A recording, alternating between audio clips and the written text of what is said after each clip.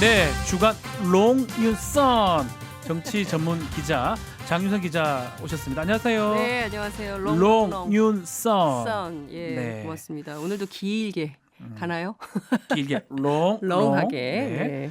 자, 한 해 정리하면서 올해 10대 장면 뭐 이런 거 해줄 줄 알았는데 네.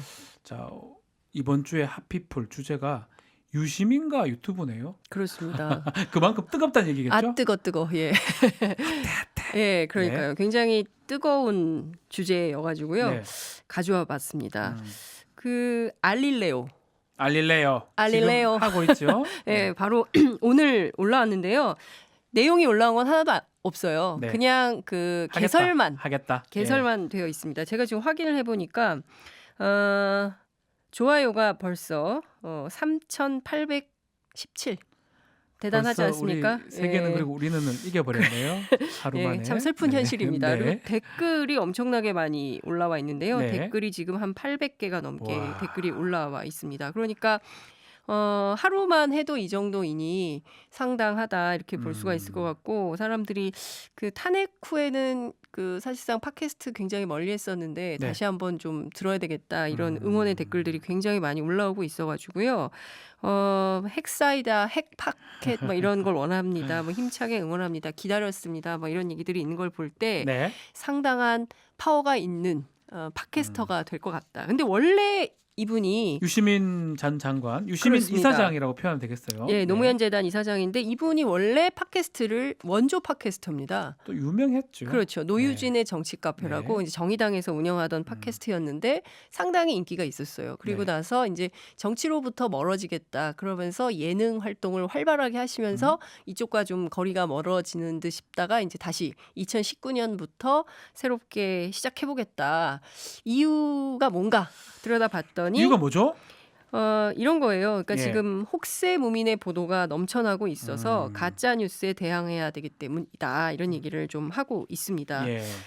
요새 뭐 유튜브가 대세라는데 다 한번 정복해 볼까요? 정복해 볼까? 예, 이런 얘기를 했습니다. 그러니까 특히나 이제 노무현 전 대통령과 관련해서 근거 없는 비방이 굉장히 많이 있었는데 그때 대처할 방법이 없었고 노무현 재단 측에서 성명을 내도 그대로 전달이 잘 안 돼서 우리 스스로 얘기할 수 있는 매체가 있어야 한다고 생각을 했고 내가 진행을 한다. 네. 그러니까 사실상 명예훼손 가짜뉴스와 관련해서 대응을 직접적으로 하겠다라는 선언인 것이고요. 그렇죠. 그리고 또 하나는 지금 문재인 정부의 국가 정책들 그리고 이슈에 대해서도 말하겠다. 큰 틀에서 보면 반지성주의와 전면전을 선포했다 이렇게 볼 수도 있습니다. 그렇죠. 그러니까 그동안 보면 이제 정치 사회적 의제 이슈들에 대해서 경우에 따라서 좀 편향되고 편파적인 보도 아니야라는 얘기들이 있었는데 그에 대해서 이제 바로 잡는 자신들의 어떤 스피커를 새롭게 구축을 좀 해보겠다 이렇게 볼 수가 있겠죠. 근데 네. 다 좋아요. 말만 들어봐도 유시민 이사장 유튜브 팟캐스트 하려고 하는 건데 네. 왜 제가 아는 모든 사람은 정치하려는 거 아니냐 그렇죠. 이렇게 읽죠. 그러니까요. 그래서 여의도에서 그런 얘기 소문이 요새 돌고 네. 있어요. 유시민 이사장이 기침 한번 네. 하면 여의도가 독감에 걸린다. 이야, 전염성이 그런 크다는 얘기가 거네요. 있는데요. 이제 그 정도로 이제 파급력이 굉장히 큰 정치인이다 이렇게 봐야 되겠죠. 본인은 네. 이제 비정치를 선언하고 있지만 뭐 모든 행동이 사실을 움직이는 모든 동선이 정치적으로 해석이 되고 있는 측면도 있기 때문에 그렇습니다. 말씀하신 대로 정계 복귀 신호탄이다 이렇게 읽는 분들이 굉장히 많이 있고요. 네. 본인은 그렇게 보는 것 자체에 대해서도 굉장히 경계하고 있고 그리고 심지어 중앙선거관리위원회에 요청을 해서 여론조사에서 빼달라고 하겠다. 빼달라고 네. 한다고요? 실제 그런데 제가 확인을 해보니까 실제로 여론조사 전문 기관의 고위 간부에게 직접 전화를 했대요. 유시민 이사장이. 하지 말라고 날 빼달라고 아니, 여권 잡는 그러니까 거에서. 어떻게 해야 되느냐. 여론조사에 자꾸 나를 넣고 조사를 하는데 네. 뭐 방법이 없겠는가, 좀 이런 판에서 사라지게 하는 방법이 없겠는가라고 전화가 어느 날 직접 왔다는 거예요. 그래서 네. 이제 본인이 상담을 해주고 나서 이제 이런 워딩이 나왔노라 얘기를 하던데요. 실제 손학규 바른미래당 대표 이분이 네. 이제 만덕산에 계시지 않았습니까? 예전에요. 그때도 사실은 요청을 했었어요. 그래서 여론조사 할 때 대선 후보에서 나를 빼달라 이런 요청을 했었는데 사실 조사 전문 기관하고 언론사가 같이 하잖아요. 근데 언론사가 요청을 하거나 요구해서 그냥 들어가는 경우도 많이 있다는 거예요. 네. 그래서 이제 나를 빼라. 그런데 왜 넣냐? 뭐 이런 비판을 할 수 있을지 모르겠지만 네. 그밖에 대응을 하긴 좀 어렵다라는 얘기가 나오고요. 실제로 지난 10월에 한국 리서치가 조사를 한 내용을 보면 3위 정도까지 올라가 있습니다. 그때 네. 이낙연 여권의 조사를 보면 차기 주자죠. 뭐 이낙연, 박원순, 3위에 유시민 이렇게 올랐기 이거 때문에 얘기해야 됩니다. 1000명 응답 표본 오차 네. 95% 신뢰 수준에 플러스 플러스 마이너스 마이너스 3.1% 포인트까지. 그렇습니다. 포인트입니다. 예, 그러니까 사실상 이 정도면 그 상당한 여권의 엄청나네요. 예, 1, 2, 3위가 장룡이다. 뭐 거의 1% 아니거든요. 그러니까요. 예, 그러니까 그렇기 뭐, 때문에 제가 보기에는 본인은 나는 아니다라고 주장을 하지만 주변에 의해서 이렇게 만들어지는 형성되는 뭐 그런 경우에 다름 아닌가 이런 네. 생각이 좀 들기도 합니다. 자, 근데 유시민 테마주라는 얘기가 있잖아요. 네. 이것도 사기다 이런 말도 했죠. 그렇습니다. 지금 보혜양조 네. 예, 사회이사를 하고 있는데요. 음, 본인 얘기는 이런 거예요. 이 회사 대주주가 괜찮은 일을 하려고 하는 것 같아서 도움이 될까 해서 맡은 건데 이걸 가지고 마치 이게 유시민 테마주다, 테마주다. 뭐 이렇게 하는 거 다 사기다 이렇게 본인이 얘기를 했습니다. 그리고 그밖에 뭐 다른 회사들은 뭐 학교 다닐 때 친했던 동생이 대표 회사로 있는 데도 있고 또 본인이 알고 있던 분이 뭐 사회이사를 하고 있는 데도 있는데 사실 나 전화번호도 모른다. 아. 예, 내가 선거에 나갈 것도 아닌데 자기들이 돈 가지고 장난치는 거다. 저 좀 그만 괴롭히세요. 이렇게 얘기를 했습니다. 그러니까 실제로 이제 어떤 그 잘 나가는 정치인이 있으면 관련한 테마주들이 늘 뜨잖아요. 뭐 네. 안철수 테마주, 아무개 테마주 뭐 이렇게 뜨는데 실제로 이런 걸 가지고 투자해서 손해 보거나 이런 일이 없도록 미연에 얘기한 거네요. 아예 그냥 그 차단을 하고 나선 게 아닌가라는 생각이 좀 들기도 합니다. 자, 이렇게 대선 출마하지 않겠다고 강력하게 얘기를 하고 있는데 네. 많은 사람들이 의심의 눈초리로 계속 보고 있는데 그 이유는 뭘까요? 근데 우리 저는- 월요일 날 네. 정청래, 정두원 네. 두 분 다 의심의 눈초리를 거두질 않더라고요. 그러니까 여야 공이 참 재미있는 게 여야 네. 공이 여당 혹은 여권에서는 아니 출마 안 할 거예요. 대충 이제 이렇게 나와야 되는데 분위기가 꼭 그렇지만은 않을 걸라는 이런 얘기가 나오는 이유가 있는 건데요. 실제로 정두원 전 의원 여기서도 그렇게 말씀하셨는지 모르겠습니다만 지지율이 높게 나오는데 대선 안 나오겠다 이렇게 아. 얘기하는 사람은 없다라는 것이고요. 대권 앞에서 특히 이제 굉장히 지지율이 좋은 가운데 누구나 다 유혹을 느낀다. 그러니까 대권 앞에 장사 없다. 그렇습니다. 네. 그런 얘기를 하고 있는 거예요. 따라서 사실 지금 정계복귀 타이밍을 좀 보고 있는 거고 몸값을 올리는 상황인 것이다. 네. 이런 얘기를 하고 있는 것이고요. 박지원 민주평화당 의원도 비슷한 얘기를 했어요. 유시민 이사장의 보폭이 예상대로 상당히 넓어지고 있구나 이런 생각을 했다는 거고요. 네. 상당히 무서운 파워를 갖고 있는 분이다. 이런 얘기를 했는데 재밌는 얘기를 했습니다. 지금 보혜 소주가 어디에 있냐면 목포에 있어요. 아하. 그러니까 누굽니까? 박지원 의원의 지역구죠. 지역구죠. 예. 그래서 이제 그 금귀월래 아닙니까? 그래서 이제 이분 지역에 가서 뭐 다 만나요. 눈이 오면 길거리에 있는 할머님들, 맞습니다. 노점상 하시는 분들 다 만나서 이제 이른바 민심 청취를 하고 오시는 목포 민심을 청취를 하고 오시는데 여전히 이제 그 노무현 정부 때부터 있었던 유시민이라는 정치인에 대해서 갖고 있었던 비호감 이미지를 갖고 있는 사람들은 나는 유시민이 나와서 안 먹는다. 안 마신다. 네, 이렇게 얘기하는 사람이 있고 또 네. 젊은 사람들은 유시민이 나오기 때문에 나는 그 술을 마신다. 이렇게 얘기를 호불호가 한다. 있네. 그렇죠. 정치인이. 그렇습니다. 예. 호불호가 확실한 정치인이다. 아하. 이렇게 볼 수가 있을 것 같고요. 그러니까 지금 정치권에서는 뭐 그러니까 야당에서는 세게 뭐 요만한 것도 다 꼬투리 잡아서 세게 공박을 하고 있지만 여권에서는 이렇게 쭉 보는 것 같습니다. 그러니까 특히 이제 최근에 뭐 이재명 지사 건이라든가 또 안희정 지사 건이라든가 뭐 이런 여권의 잠재적인 대권 주자들이 사실상 이제 굉장히 대권에서 멀어지는 상황으로 가고 있으면서 여당 내부에서 네. 또 새로운 뭐 샛별로 유시민 이사장을 점치고 있는 거 아닌가라는 분석이 있는 게 사실인 거죠. 아마 정치권이 이렇게 인기가 많다면 또 인지도가 상당히 높잖아요. 네. 그럼 국민의 요청으로 나올 수밖에 없을 것이다. 이런 계산이 있는 거 아닐까요? 그러니까 지금 마음은 아니라 하더라도 시간이 가면 갈수록 본인 마음이 바뀔 수도 있는 거잖아요. 그렇죠. 그래서 이제 사실은 그런 얘기를 많이 합니다. 그러니까 뭐 특히 이제 야권의 경우에는 좀 다소 악의적으로 해석을 하는 경향도 그렇죠. 있는데요. 지금 저렇게 하는 것도 다 연출이야. 왜냐하면 몸값을 올리기 위해서 그러는 거예요. 그러니까 정두원 전 의원 같은 경우도 이제 그렇게 해석을 하고 있는데요. 네. 저는 사실 본인이 기자들을 안 만나고 있기 때문에 진심을 알 수는 없지만 주변에서 이제 흘러다니는 얘기를 종합을 해보면 지금은 사실 정치에서 조금 한 발 떨어져 있으면서 정치권 밖에서 정치를 비판하거나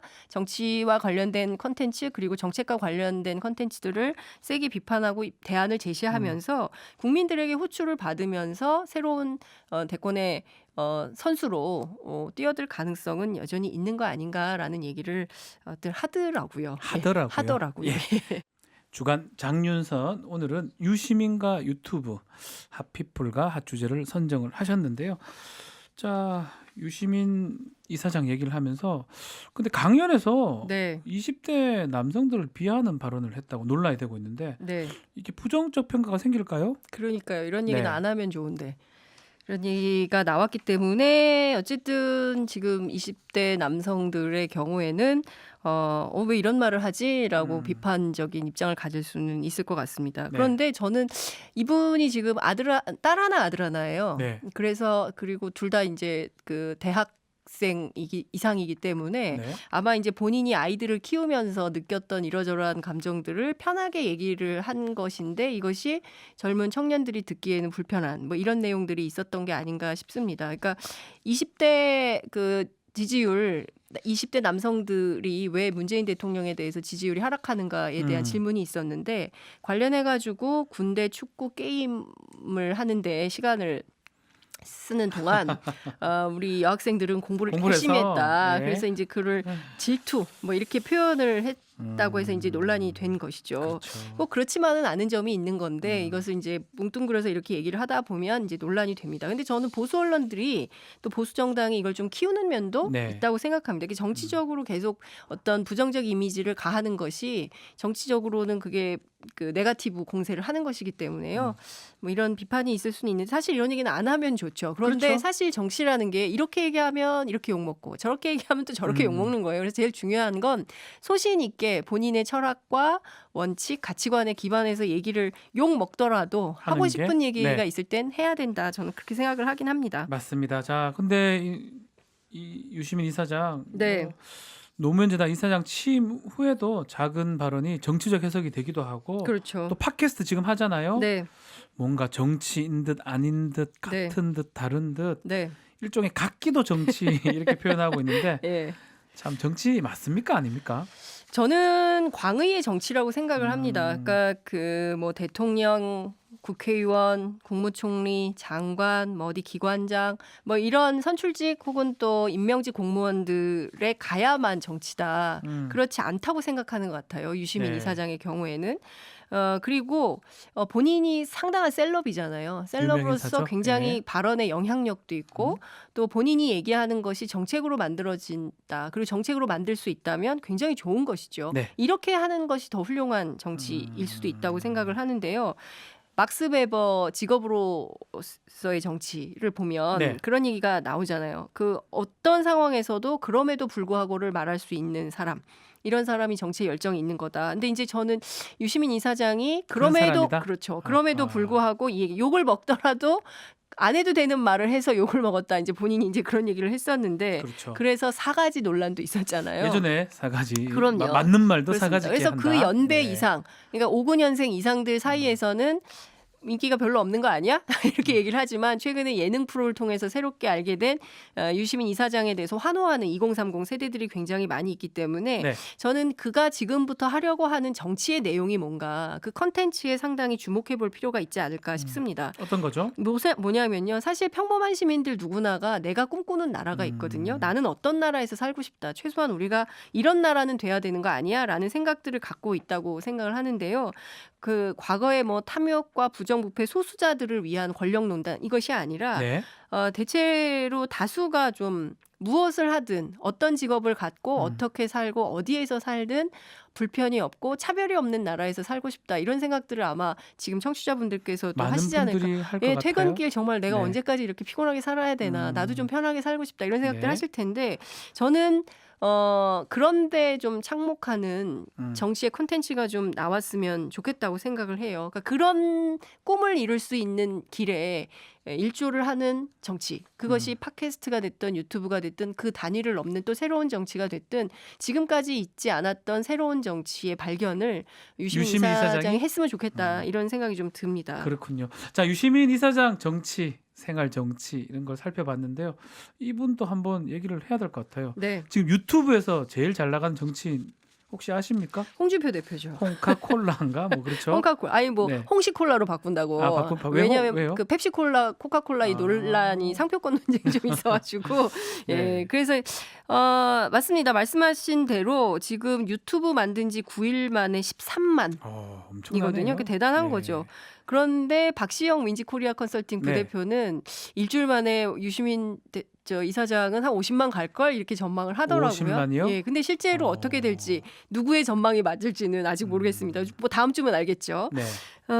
근데 이제 그 상당히 그 이 나라의 좌파와 주사파로부터 이 나라를 구하겠다 이런 입장을 가지고 홍준표 대표가 하고 있는데 다루는 내용에 대해서는 상당히 가짜뉴스 논란이 세게 붙고 있습니다. 근데 네. 지금 유튜브가 언론으로 취급받지 않아서 방통심의위원회로부터 심의 그리고 언론중재 대상이 아니에요. 그렇기 그렇죠. 때문에 검증되지 않은 팩트가 아닌 것도 마구 얘기한다는 매우 심각한 문제가 있고 또 팩트 시비에 걸릴 만한 소재에는 나는 이렇게 생각한다라고 피해가고 있기 때문에 그 자체에 대해서도 논란이 있습니다. 그러니까 인기몰이를 누가 더 많이 모으나 이렇게 경쟁을 할 것이 아니라 지금 대한민국의 개혁 아직도 완성하지 못한 게 굉장히 많이 있잖아요. 네. 제대로 가려면 누가 맞나 이게 아니라 얼마나 더 진지하고 얼마나 제대로 된 내용으로 국민들에게 공감을 받을 것인가 저는 여기에 좀 착목을 했으면 좋겠다. 맞는데 이런 당부를 좀 드리고 싶습니다. 구독자 수를 제가 좀 보니까 네, 청와대 유튜브가 11만 명 정도고요. 네. 여당 더불어민주당 유튜브가 9,500명 정도. 음흠. 한국당 구독자가 3만 7천 명인데 이거 다 합쳐도 네. 이거랑 뭐 지금 홍준표 대표가 제일 많잖아요. 며칠 그렇죠. 만에. 예, 그러니까 사실 그 얘기도 있어요. 유시민 이사장이 이렇게 팟캐스트 하겠다고 나선 이유는 청와대 구독자 그다음에 민주당 유튜브 구독자가 아직 너무 적다. 선전을 예. 못하고 있기 때문에 이것을 좀 새롭게 파워를 만들려고 하는 거 아닌가라는 얘기도 있긴 한데요. 이제 구독자 저는 뭐 이래요. 구독자 가운데는 찬성하는 사람들만 있는 거 아니거든요. 네. 비판하는 사람들도 있고요. 그 저도 가운데 구독하고 있습니다. 그렇죠. 궁금해서요. 왜 그렇죠. 저래 듣는지 궁금해서. 그렇기도 하고 또 어떤 얘기가 오가는지 댓글은 어떤 건지 궁금해서 보기도 하고요. 그리고 기자들도 많습니다. 그러니까요. 예, 그렇기 네. 때문에 그 구독자 자체가 그 정치인의 파워를 대신한다고 볼 수는 없죠. 어쨌든 굉장히 많은 사람이 보고 듣고 하는 매체를 갖고 있다는 거는 네. 그만큼 굉장히 영향력이 있는 정치인이라고 볼 수 있겠죠. 홍준표 전 대표도 뭐 그게 뭐 호불호가 있지만 네. 상당히 영향이 있다고 봐야 되겠죠. 그럼요. 지금으로서는 가장 유력한 대권 주자라고 알려져 있는 거 아니겠습니까? 네. 그 야권에서는 그렇죠. 보수 진영에서는 굉장히 그 유력한 대선 후보다라고 얘기를 하고 있기 때문에 무슨 얘기를 하는지 궁금해서 박지훈 변호사님처럼 듣고 싶은 사람들이 많은 거죠.